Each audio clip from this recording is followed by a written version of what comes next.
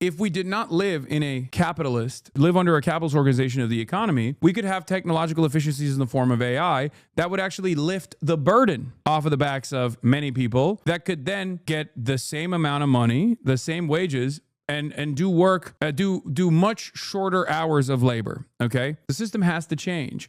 Our understanding of how productivity works, our understanding of how labor works, has to change. This is what I mean when I say we have to center the working class in our politics. We have to center the labor force in our politics in order to ensure universal stability, long-term stability. But I'm afraid time is running out. At some level, when something gets sufficiently huge, whether or not they are on paper, the federal government is kind of the insurer of last resort, as we've seen in various financial crises and insurance companies screwing things up.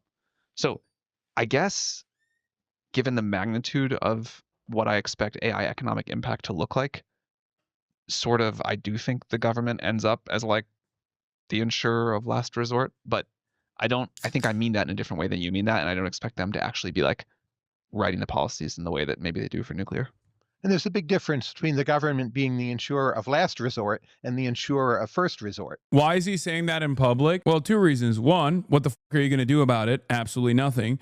And two, this is actually an assurance to the investors. He's saying that because he realizes that right now there is a little bit of panic around the AI bubble, that it might actually be a bubble. I obviously think it is. And they're over-promising something that at least more educated people keep telling me is impossible, AGI, right? The notion that they are going to have this explosive advancements in AI technology that magically arrives us at artificial general intelligence, like what you understand as like iRobot, right? Like the actual real AI, not LLMs, not just chatbots, but like real working artificial general intelligence. And the thing is, well, that has been the promise thus far. That requires a tremendous amount of investment and a tremendous amount of failure along the way. We're not even talking about the goals of AGI, obviously. The goals of AGI is to displace the labor in its entirety. Having said that, what they're trying to accomplish is just like beat China to AGI, or at least a more competent version of AI that can successfully displace the existing labor force and create new super profit structures, which rid the need for labor in its entirety. And God knows what that would do to the already exploding wealth disparity that exists in this country and in the Western world in general. Having said that, because there are fears that they might not be able to continue white knuckling through this process, that he has to sit there and say, no, don't worry, the government will bail us out. The problem, however, is if the bubble bursts after becoming enormous, and it has already, outside of the AI stock market gains, the GDP growth in this country last year was 0.1%. Okay. 5 major companies that are the entirety of the stock market at this point. Like it's insane. The bubble has gotten to such a ridiculous size that I don't even know if the American government could save it or could bail it out. So like, I think there is such a thing as like too big to fail, but then there is also such a thing as like something that has become so large that even the American government can't bail it out. Yeah. There's too big to fail, and then there's too big to bail. If there's anything that is close enough to being too big to bail, where it ends up cooking the American government and collapsing the global financialized economy, it could be this AI bubble. The problem is that there's a liquidity crisis, a private credit crisis, private equity is over leveraged, commercial real estate is dying, repo is up, unemployment is the worst it's been since 2003. These are dominoes. The American government is not nimble enough to do anything about it, or competent enough to do anything about it, or the American government structure, albeit still incredibly powerful, does not have the proper tools to do anything about it, because their entire purpose is to advance the interests of capital. And capital has a tendency to self-destruct. Capital is so invested in short-term gains that they don't even realize the broader long-term consequences of these actions, of this gamification of the system. So they get ahead of their own long-term stability interests, because when everything collapses, you're cooked. All of the wealth in the world will not help you, right? What are you going to do? Even if you are so wealthy that you can hire like private mercenaries to defend you and hire private services that only serve the interests of the super, super, super wealthy, do you really want to live in that world? Like, what good is that world if it does not, if it's not the world that we know right now? Like, what does it matter? Is it even worth living in a world like that? And the same argument could be made for climate change as well, where it's like a lot of these wealthy billionaires think, we can overcome, especially in the short term, the most damaging aspects of anthropogenic climate change. But it's like, but do you want to live in a world where there is extreme weather conditions all the time? Like, are you that short-sighted that you can't see that this is not a habitable world to live in, especially for your next generation as well? It's crazy. Yeah, OpenAI is the gargantuan AI bubble. It lost $12 billion last quarter, but keeps announcing huge new deals to invest in companies with money it doesn't have. So OpenAI wants a U.S. federal backstop for the government to back its investments. Too big to fail 2.0. OpenAI's CFO didn't just say the company wants a federal backstop for chip investments. She said, and I think we're seeing that. The U.S. government has been incredibly forward-leaning. Then she immediately took to LinkedIn to claim that's not what she meant. This is where we're looking for an ecosystem of banks, private equity, maybe even governmental, the ways governments can come to bear. Meaning like a federal subsidy or something? Meaning like just, first of all, the backstop, the guarantee that allows the financing to happen. That can really drop the cost of the financing, but also increase the loan to value, so the amount of debt that you can take. Time to short OpenAI. Brother, when we say too big to bail or too big to fail, shorting companies like this don't matter because there is no system after that. Do you see what I mean? Too big to bail in the 2008 financial crisis actually yielded tremendous benefits for people who were ahead of the game and shorted, right? But there was a next day. My point is, I don't think there is a next day because of the gargantuan size that the AI bubble is, / the way that, and also the way that like our capitalist forces have completely dominated the government, that if the dominoes fall, I think the structure will not remain at all. So there is no payout for you. There is no payout for you at the end of the day when you actually successfully short like and time the perfect opportunity to short the AI bubble, right? Because if that fails, then everything is gone. It's still not as big as .com, and there was the next day in 2000. You're wrong. Maybe I don't understand it. OpenAI is not a public company / in the stock. It would be Nvidia. It's value at 1 trillion. I disagree. It will be super bad, but not the end of the USA.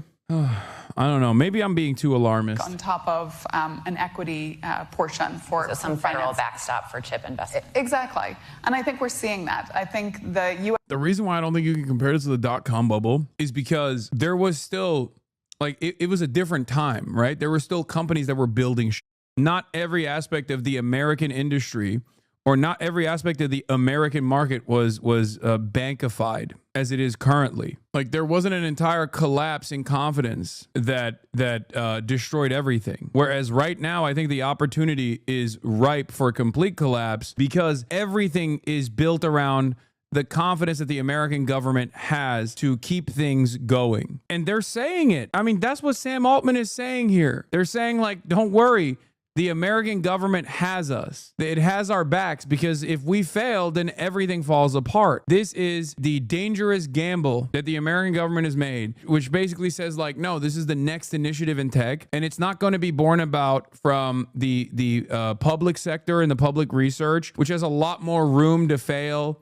And you can dump a lot of money into it and make it fail on the sidelines until you actually reach world-changing success like DARPA with the internet, right? This is in front of you, in front of your eyes as material conditions are worsening and where all systems go. We're just like entirely reliant on this pie in the sky technological achievement that will arrive us at this completely new world. We're not even thinking about like the ethical considerations. We're not thinking about the considerations of like what the next day will look like. I'm not even getting into that. I'm not even getting into that side of things because like who knows how that will work. Who knows how that will look like? Who knows what that will look like? Sorry. Why this analyst says the AI bubble is 17 times bigger than the .com bust. At this point, even the concept of an AI bubble seems to be in a bubble. In fact, Deutsche Bank analyst said last month that the AI bubble has already been burst. Perhaps some corners of the internet are bored of the bubble talk. That's not making the market any less bubbly. Just this week, the Financial Times wrote that 10 AI startups, not a dollar in profit among them, have gained nearly 1 trillion in market value over the past 12 months. That is, to use a technical term, bananas.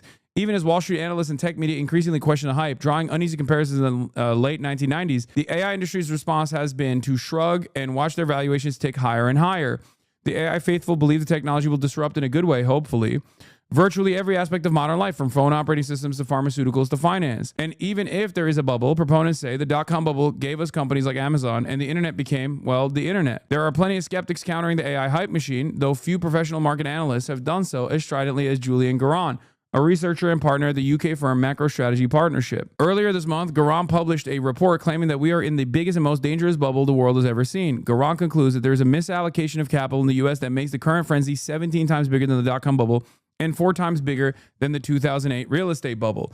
That is, needless to say, a bold claim about a phenomenon that is famously hard to predict. I sat down virtually with Garan earlier this week to talk bubbles and why he thinks the AI fervor is, to quote his report, not just a bit bad, but rather the antithesis of socioeconomic progress. At the heart of the note is a golden rule I've developed, which is that if you use large language model AI to create an application or service, it can never be commercial. One of the reasons is the way they were built. The original large language model AI was built using vectors to try and understand the statistical likelihood that words follow each other in the sentence. And while they're very clever, it's a very good bit of engineering required to do it, they're also very limited. The second thing is the way that the LLMs were applied to coding. What they've learned from the coding that's out there, both in and outside the public domain, means that they're effectively showing you learned pieces of code that's, again, going to be limited if you want to start developing new applications. The third set of problems in terms of how it's built is around the idea of scaling. There's a real problem at a certain point in terms of how much you have to spend to improve them. I'd say it's definite that developers have hit a scaling wall. Otherwise, they'd be releasing demonstrably better and better models each time they came to market with a new product. And since ChatGPT 4 came out in March 2023, they haven't really actually raised the bar significantly. What about the argument that ChatGPT, while not perfect, is capable of doing some low-level grunt work that could increase productivity? There are certain bullshit jobs out there, some parts of management, consultancy jobs, where people don't check if you're getting it right or don't know if you've got it right. So you can argue that you can replace bullshit with bullshit. And yes, okay, I'm prepared to accept that you probably can, but that doesn't really make it more broadly useful. See, the reason why this conversation is very different than my analysis on top of this person who is like highlighting like some of the most damaging aspects of the entire system designed around AI success is because of what people consider to be efficiency. If you're a regular dude, when you think efficiency, you don't think in market terms. Regular people, when they think efficiency, they mean, am I getting the best possible service on the consumer side, right?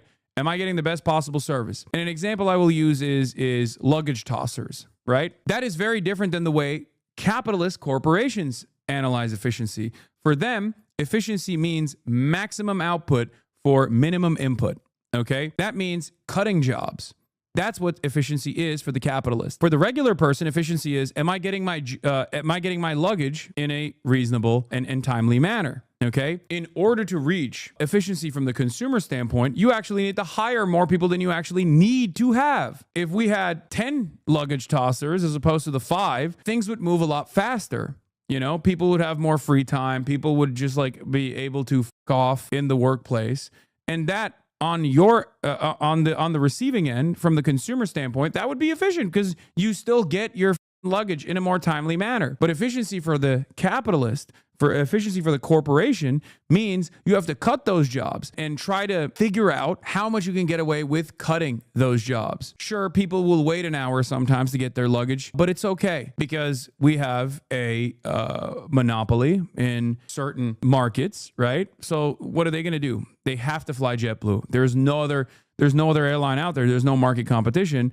So we actually won't get punished as heavily as we would. So we can actually cut certain aspects of the service and make more money that way, or drive up profits that way. So the way we think of efficiency as regular people, as consumers, is very different than the way that the capital owners think of efficiency. And this is the same problem with bullshit jobs. The other side of this issue, the other side of this problem that is never talked about amongst capital owners and capitalists in general, like the theorists in general, is what that does to the average laborer. There is no consideration for the regular wage laborer in this conversation whatsoever. There's no consideration for their life. There's no consideration for their workplace conditions. There's no consideration for their families. There's no consideration for what that does to the broader economy. Bullshit jobs are fine. It's good to have bullshit jobs. It's good to have bullshit jobs. It's okay. People need to have jobs. And if we did not live in a capitalist live under a capitalist organization of the economy, we could have technological efficiencies in the form of AI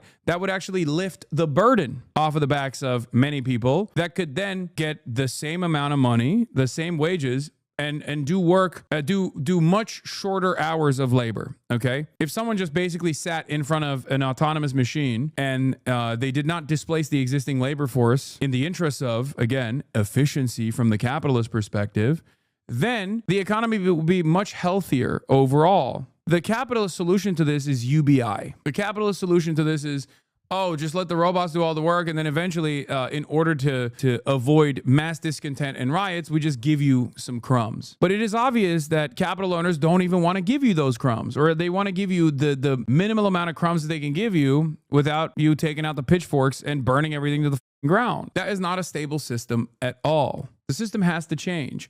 Our understanding of how productivity works, our understanding of how labor works has to change. This is what I mean when I say we have to center the working class in our politics. We have to center the labor force in our politics in order to ensure universal stability, long-term stability. But I'm afraid time is running out. Okay? The AI ecosystem can't really sustain itself. You have NVIDIA making a ton of money. Anybody else, the data centers, the LLM developers, the software developers who use LLMs, they're heavily loss-making. Consequently, to maintain the process, you need to have continued funding, which is why it looks like a permanent funding tour. But despite all of this, there's no obvious way that they can actually turn this around to a profit. It's hope over realistic expectation. When you run out of investors, then the whole thing is going to roll over. Are investors actually pulling back? The amount of venture capital willingness to fund some of these startups, especially the software developers, is beginning to diminish because they're valued so highly. That leaves you with basically SoftBank, which has had to raise a lot of debt against the shares to fund the first tranche of the OpenAI commitment that it made, and it's still got a bigger second tranche to fund. You've got foreign states like, say, Saudi Arabia, but there aren't many countries who have unlimited spending power. And that leaves NVIDIA as sort of a last man standing. Nightcap, are we in the process of deflating, or is the bubble still growing? Well, with AI, I can't say it's starting to deflate. We're just a week past all-time highs. So it'd be kind of arrogant to say that that was definitely the top, but it's certainly drawing closer. I have to ask, because I ask myself this all the time. What if you're wrong? What if the hype is real? Well, there are two ways I'd be wrong. One is, it just takes longer to break than I thought, which, to be honest, it already has. And what happens if I'm wrong in that way is simply that they continue building things that aren't fundamentally useful to the economic society. I don't think this is useful fundamentally to the economic society. It is useful to raise the stakes and to gamble harder, because that's just what the stock market is now. It is turned into this major gambling ring where the highest rungs of capitalist society control all the stakes, and they have a vested interest in continuing this game, because if they don't, then everything collapses and they can't continue bringing in profits year over year. If it carries on for another year or another 2 years because they manage to persuade someone to provide funding, the more people are doing stuff that's not going to make a return. The future is not going to be as bright. Future gross domestic product will be lower than it would be if they didn't do this stuff, and they just went about doing some mundane things that people actually valued. And if I'm completely wrong, and someone could come up with super intelligence, well, that completely changes the world, and we'd be depending on whoever controlled the systems. We could be in a utopia of sorts, or we could be in a brave new world, or we could be in a utopia like Player Piano, the Kurt Vonnegut book, where everyone's employed, apart from some people living in their ivory towers. To be honest, I think that's beyond our current capability as an industrial society to pull it off. If that starts changing, then I'll change my mind very quickly. I just haven't seen it. I like that as the contradictions do worsen, as the contradictions heighten, you even see some guys like this person is a capitalist through and through to the bone. But real analysts that look to the existing systems, even with their horse blinders, their pro-capitalist horse blinders that cannot see a world outside of this organization of the economy, still can't help but recognize that this is not really useful. That's pretty alarming when you have econ bros going, this stuff is it useful really?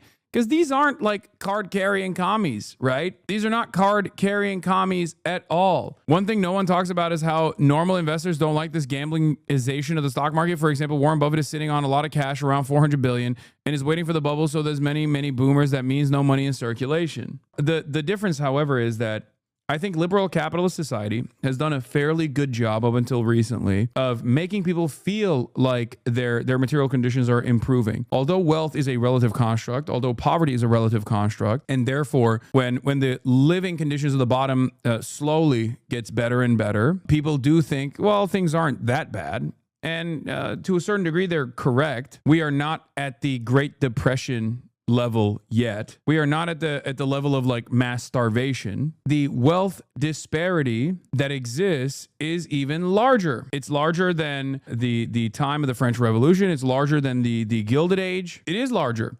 But the reason why there is not the same level of discontent, that existed back then that caused people to take up arms and engage in violent revolution, right? Whether it be a bourgeois revolution or not, it doesn't matter. It was still a violent revolution, or even a more modest reformist version of that, like we saw with the New Deal. But even though then there was a lot of labor militancy and a lot of discontent and a lot of violence that took place in the build up to that reformist way of getting out of that crisis. Let's see what Lena Khan had to say about this AI stuff.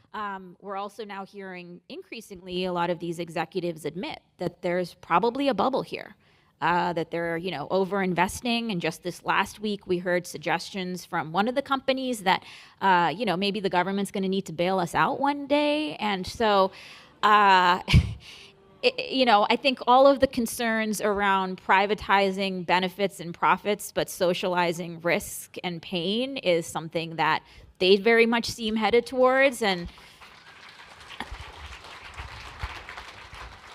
we're going to need a really assertive government to really stand up to that. And I worry that's the last thing we have in place right now. Yeah, I just don't know. I don't know where we go from here. Because the environment is different. We live in a post-World War II. Like, if we're not going to talk about like the political economy, even if we're just going to think about like the socio-political constructs that exist, like moving in the direction of fascism, which obviously these things are intertwined. It's impossible to think about one without the other. But even when we think about like the growing momentum of fascism, it's actually happening through almost a reformist. It's happening through a reformist version of fascism that we had not experienced prior. Because when fascism was initially invented, it was a revolutionary movement. It was billed as a revolutionary movement that came about through the parliamentary structure, but with a lot of violence at the time. But there was it was seen as a robust response to the growing, both revolutionary and reformist socialist movements that were in existence. And liberals, obviously, in Europe sided with the fascists, right? Now we have two liberal parties, with one center-right liberal party, which is the Democratic Party, and one far-right liberal party that is becoming an illiberal party. It's becoming a post-liberal party. It is reconstructing itself to become a fascist party. And I don't know what that looks like without robust response. I don't know how that works when there is no post-liberalism on the left side, when there is no organizational power on the left side. Because people, when there is no organizational factor on the left side, whether it be Marxism, socialism, communism, anarchism, whatever you want to call it, when there is no organizational structure on that side, people don't have any alternatives. People don't think about the alternatives. Post-liberalism is liberal nonsense. I mean, I'm utilizing the terms that liberals themselves also recognize, because liberalism, once again, as it did in the 20s, 30s, and 40s, is failing. It's collapsing. And when liberalism collapses, you either move in the left direction if there is an organized movement there. And what we saw in the United States of America was like a robust response with the economic collapse that took place, a robust response from labor militancy, communist, socialist, trade unionists, anarchists that were able to push the liberal forces in the direction of social democracy. Whereas when liberalism collapsed in Europe, so shouts out to FDR for that, by the way. But when liberalism collapsed in Europe, it collapsed because it brought in fascists to its coalition, and then the fascists overtook the coalition. And like I always say, and you are repeating here, fascism was seen as a mechanism to restore control over the system without actually offending the existing capitalist hierarchies, until, of course, it was met with force.